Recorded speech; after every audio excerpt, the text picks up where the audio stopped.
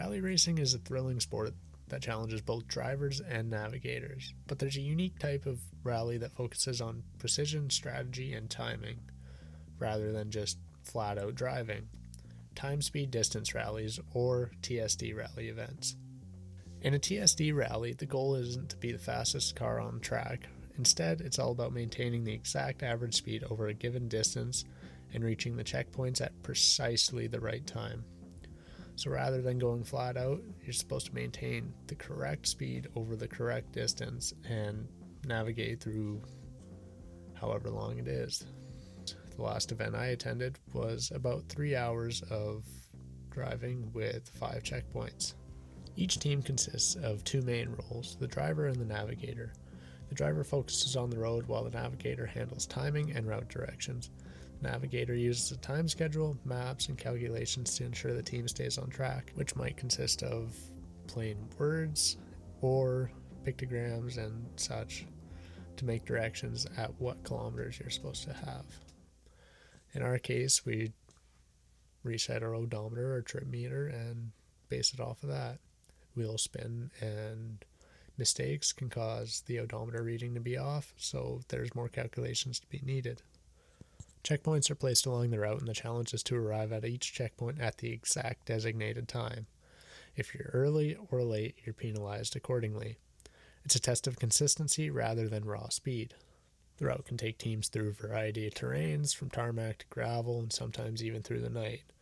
Despite the changing conditions, the team must maintain their pace and timing to avoid penalties, which for sections where the road conditions aren't ideal and you can't drive the speed limit or the designated speed, you're going to have to pick up the pace in areas where you can, which is why in the footage I showed later on, you'll see me driving faster in an open area because I know that we lost time during snowy conditions.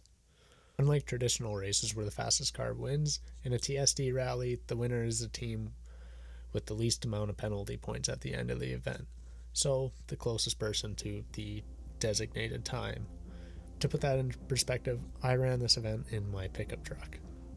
I was against a number of cars, whatever, but I ended up getting second place in a crew cab truck. It's a thrilling mix of precision driving, teamwork, and strategy. TSD rallies are an excellent way for car enthusiasts to enjoy competitive racing without having to push their limits of speed. This is completely legal. We're not breaking laws by doing this stuff. We're on public roads, abiding by the speed limit and all the road signs and driving accordingly. Just drive along a set route that is given by our race director, and that in this event was Brad Folino.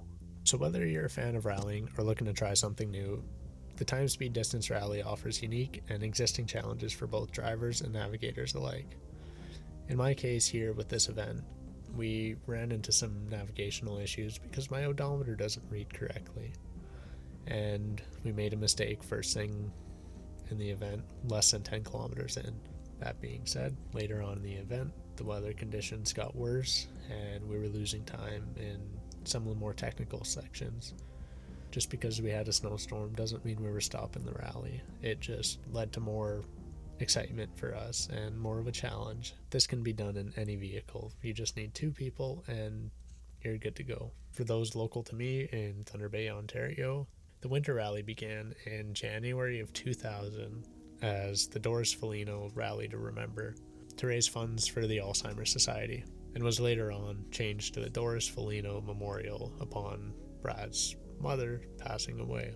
In the 10 years of January rallies, they have raised over $24,000. From that point on, there was about a 10-year break, and now we're continuing again with the Thunder Bay Auto Sports Club. Brad is looking to host 4 a year, and the winter rally being the first of the 4 for 2025.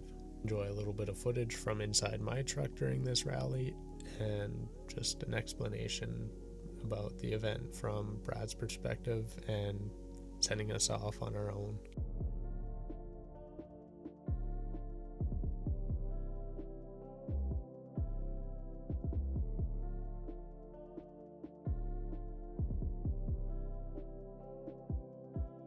The one thing that's most important. We've got some new navigators, and I talked to them about not worrying about doing all the calculations.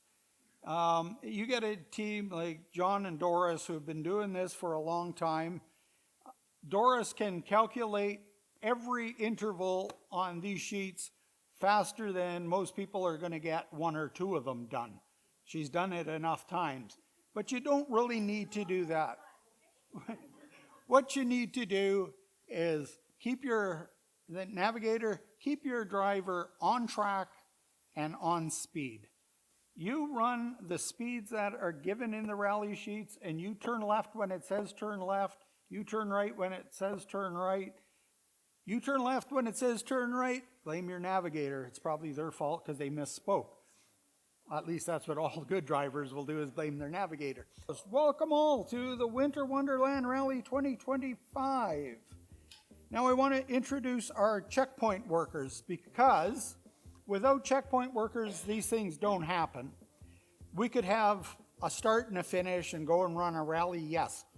But you make one mistake somewhere along the rally and your time gets all out of whack. When you have a bunch of checkpoints, you might screw up one section of the rally and you might ace every other section of the rally and still be competitive and still possibly win. So I like to have a lot of checkpoints just to help out, especially novices. So our checkpoints, we have, and if you can wave, please, Gary Adamko and Todd Herman, and they are right here. We have Rennie St. Jacques. Third, we have Nick Kowalczyk and Fiore Pucci, and Sandra Lamont, somewhere right over here. Craig and Rachel Reed. Our next checkpoint, supposedly.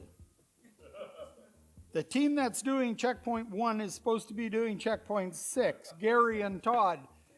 Whether or not they get lost on their way with all the instructions they have, quite possible.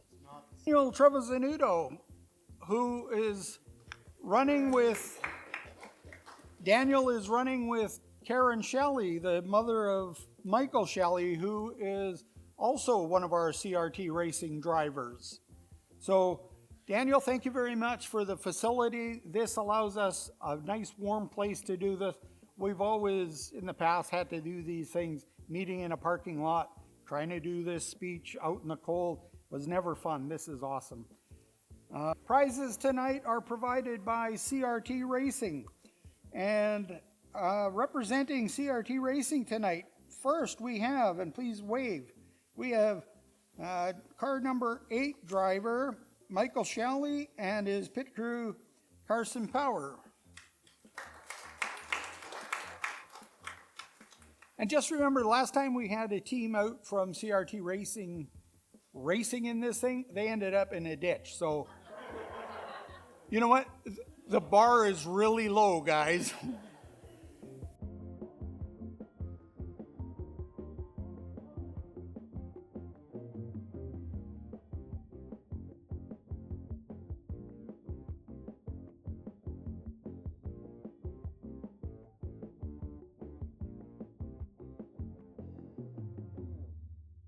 The first 100 kilometers into the rally, and we have how many to go? It should end at 142.8, Yeah. and we're leaving the railroad 2 minutes late.